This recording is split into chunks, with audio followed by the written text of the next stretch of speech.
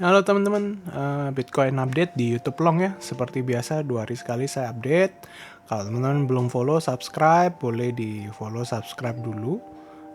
Saya juga ada IG, TikTok, YouTube sama X ya. Jadi teman-teman jangan lupa follow, subscribe dulu. Kalau suka pencet tombol like-nya, nggak suka pencet tombol dislike aja nggak apa-apa.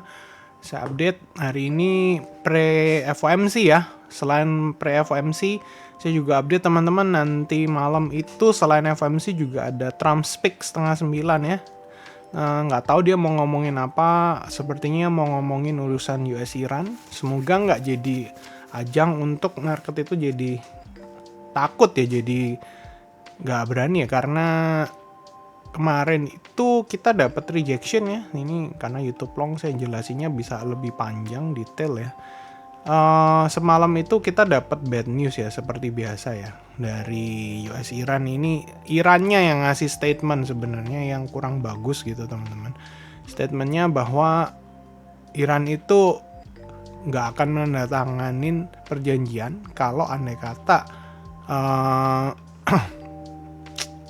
mana ya ini Hezbollah itu tidak dimasukkan dalam perdamaian. Alias ini Hezbollah itu dapat janji dari Iran bahwa dia nggak akan tanda tangan nuklir deal sama US kecuali Israel itu menarik pasukannya dari Lebanon. Nah ini ada info seperti itu yang bikin market kemarin tuh correction ya, selain dampak dari FOMC ya, karena kan pre FOMC biasanya kan memang selalu merah market itu. Cuman ya balik lagi, sentimen yang lebih menggerakkan terakhir kan memang geopolitik. Jadi ini jadi faktor yang membuat itu market koreksinya lumayan gitu. Nah terus direspon lagi ini ya menurut saya sih up and down ya. Dijawab ya, ini balancing. Kalau menurut pendapat saya pribadi teman-teman ya, US Iran ini sebenarnya soon bakal postpone dulu ya. Maksudnya postpone tuh nyantai dulu lah ya, sabar dulu, dia nggak akan yang lanjut sampai terus lagi. Kenapa? Karena US-nya yang pingin ini selesai, ya nggak pingin selesai itu Israelnya. Nah, pingin selesainya kenapa? Ada 2 faktor yang menurut saya secara analisis saya ya, alasan kenapa US Iran ini nggak perlu lanjut dulu, maksudnya itu pause dulu at least, itu karena yang pertama itu ada World Cup ya, dimana US-nya kan nggak pingin lah ya, jadi orang itu jadi takut fokusnya itu bukan di World Cup-nya tapi fokusnya malah di perangnya, karena kan dia harus main game of attention kayak gitu teman-teman ya. Ada namanya game of attention, posisi World Cup-nya di US lagi kan. Jadi ya harus supaya bisa dapat atensi, bisnis semua bisa ke arah sana, duitnya bisa ke sana. Perang itu semua kan tujuannya UUD ya, ujung-ujungnya duit lagi. Nah, sekarang duitnya itu lagi di sport betting sama di entertainment sama leisure ya di US, supaya orang itu yang dari luar itu pada masuk. Nah, gimana dia bisa menarik demand atau apa ya istilahnya ya, ketertarikan dari orang untuk main ke sana kalau mereka itu ada ancaman perang. Apalagi kan World Cup itu ada Iran juga loh masuk ke World Cup. Gimana coba bayangin teman-teman kalau nanti US sama Iran itu ketemu di lapangan bola. Itu main bola apa tonjok-tonjokan tuh ya kan? Jangan-jangan tonjok-tonjokan lagi kan, aneh ya, 2 negara yang sedang perang, dia harus ketemu di lapangan bola. Apakah bisa main bola dengan netral atau enggak, itu kan nggak tahu gitu ya. Makanya menurut saya sih ini bakal di pause karena reason yang pertama World Cup. Reason kedua itu saya lihat ini kan ceasefire ini sudah terjadi itu sejak, ya nggak bisa dibilang itu kan awalnya itu dari April ya, April Mei itu kan udah ceasefire ya. Kenapa sih? Karena itu demand dari Arab sebenarnya. Kalau teman-teman sadar ya, itu permintaannya dari Arab. Apa hubungannya sih kok Arab yang minta? Karena sederhananya ada uang besar lagi di Timur Tengah. Ibadah namanya ibadah haji kayak gitu teman-teman. Ya yang teman-teman yang muslim pasti relate ya. Bahwa kan sekarang ini saya bukan muslim jadi kurang tahu. Cuman saya tanya sama teman yang muslim, emang yang lagi berangkat ke sana ibadah haji itu sampai kapan sih? Sampai 30 Juni. Itu clue-nya teman-teman. Jadi Menurut saya sampai 30 Juni ini, or even sampai awal Juli lah at least, itu market harusnya lebih positif ya. Memang kemarin koreksi kok, duitnya pindah ke sport betting gitu. Tapi sekarang kan ini kan di pertengahan Juni sampai Juli kan memang masuk ke sport betting ya. Tapi nanti setelah finalnya FIFA, duitnya kemana? Ya dibalikin lagi ke market gitu teman-teman. Dibalikin ke market, itu yang nanti menurut saya bisa jadi ajang untuk market itu masuk ke all season. Nah, balik lagi nih yang kita ngomongin di luar Bitcoin juga ya, bahwa ada potensi segera masuk all season. Tahu dari mana sih kok? Ini loh sederhana teman-teman. Tengok aja di sini, ini out season indikatornya ini sudah 52 loh. Sadar nggak? Mungkin yang selama ini fokusnya di Bitcoin only gitu. Ini altcoin season indexnya udah di 52 guys. BTC dominance yang saya sempat update beberapa kali di X juga ya, makanya follow X saya ya. Ini sudah kayak begini nih, turunnya udah kenceng. Awalnya kan memang udah turun kenceng, proses retracement ini udah breakdown loh dari bear flag-nya. Ini proses retestnya menurut saya di area sini bisa nggak dia langsung lanjut turun dan breakdownnya. Ini kalau turun breakdown, wah kenceng banget nih teman-teman. Satu lagi, ini kalau teman-teman perhatikan ya, Ethereum against Bitcoin ini jauh lebih kuat Ethereumnya, which is saya juga sempat update di X, Ethereum bakal outperforming Bitcoin soon. Kalau emang benar money flow-nya nanti ini masuk lagi ke market crypto ya. At least untuk relief rally mungkin nggak nih all time high deh. Saya ada ya, makanya join di grup saya ya di CTC itu, saya ada share outlook untuk roadmap ya bahasanya, bukan outlook ya, roadmap untuk Bitcoin itu gimana. Salah satu roadmap saya adalah ini adalah wave 2 yang kemarin ya turun ke 59 itu, either itu wave E atau wave 2. Ya bukan wave 2 ya, berarti ya wave E ya, karena lower low untuk kita going another higher high setelah ini. Tapi higher high-nya itu sampai mana? Nah, nanti kita lihat gitu ya, bisa naik sampai mana. At least ini going wave 1 sebenarnya bisa nih. Going wave 1, nanti ada pullback. Nah, baru naik lagi kayak gitu, teman-teman. Jadi yang kalau count saya itu nggak cuman satu count aja yang dimana countnya itu bearish harus ke 50, ke 55, orang ada yang bilang 48, 49, nggak harus sih teman-teman. Bisa loh bottoming di sini tuh bisa banget. Market langsung naik di sini ya, jadi ini double bottom gitu juga bisa.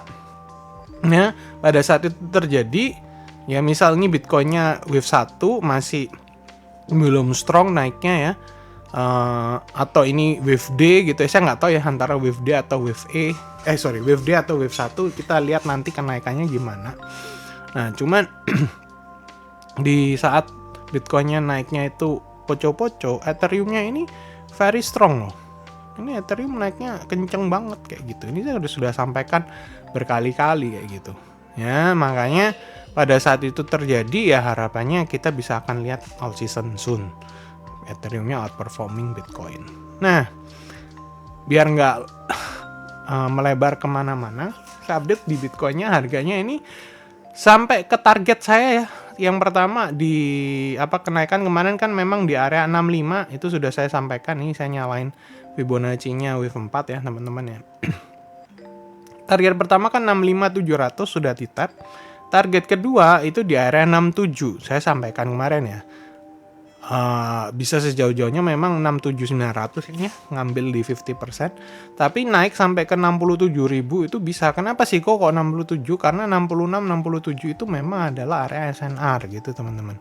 Dan exactly di sana kita dapat rejection. Apakah di sini ini sesuatu yang perlu ditakutin? Untuk in the meantime masih nggak perlu terlalu takut, karena reason ya tadi ya, US Iran kayaknya bakalan soon akan segera kelar.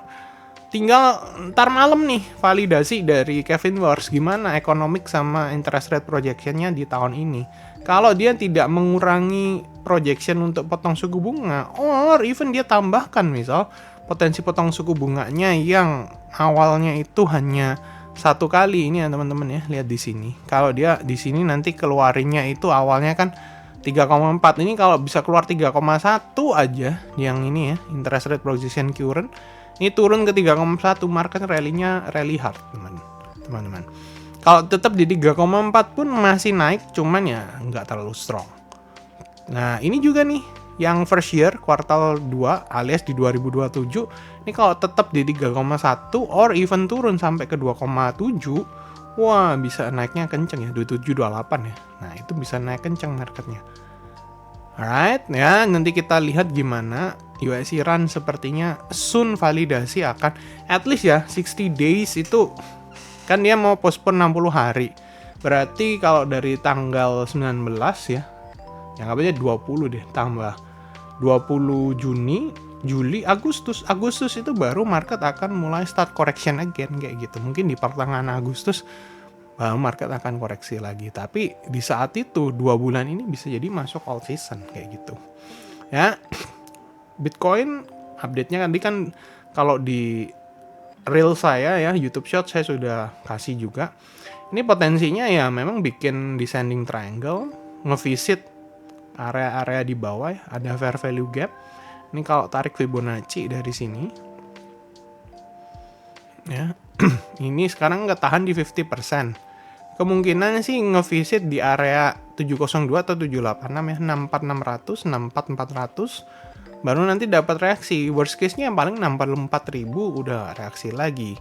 Kalaupun maksudnya memang hawkish ya, misal ya, Elvin Wars-nya hawkish misal, atau Trump nanti ngasih bad news gitu ya. Ya ini paling turun kayak begini. Ini ada potensi masih di shake up dulu nih teman-teman. Nanti terus dibanting. Bisa nggak langsung turun ya? Bisa. Langsung ini dibanting misalnya sampai sini. Ini nggak mungkin tidak ada reaksi teman-teman. Pasti ada minimal reaksi kayak gini. Ini inverse FVG mungkin nanti baru dia akan ada rejection lagi kayak gitu. Ya. Jadi ya for now kalau menurut saya sih ya kita lihat situasinya gimana dulu ya nanti malam. Nggak perlu terlalu rushing ya. Ini ya nggak perlu terlalu rushing untuk ngambil keputusan. Memang secara short term saya lihat sih memang bakal turun dulu. Apakah nanti ada reaksi di FVG atau di SNR ya we'll see. Dan secara makro tadi ya kita tunggu Trump ngomong apa sama Kevin Wars nanti reaksinya apa sama interest rate ataupun economic projectionnya ngomong kayak gimana. Oke, gitu aja ya teman-teman. Last reminder adalah mungkin bisa mulai nanti kalau nanti malam hasilnya good, at least FOMC lah. Kalau menurut saya itu at least FOMC US Irannya ini besar potensinya damai kayak gitu teman-teman. At least FOMC-nya nanti proyeksi bagus, economic projection bagus, boleh start serok altcoin di spot. Altcoinnya apa ya teman-teman cari sendiri lah ya.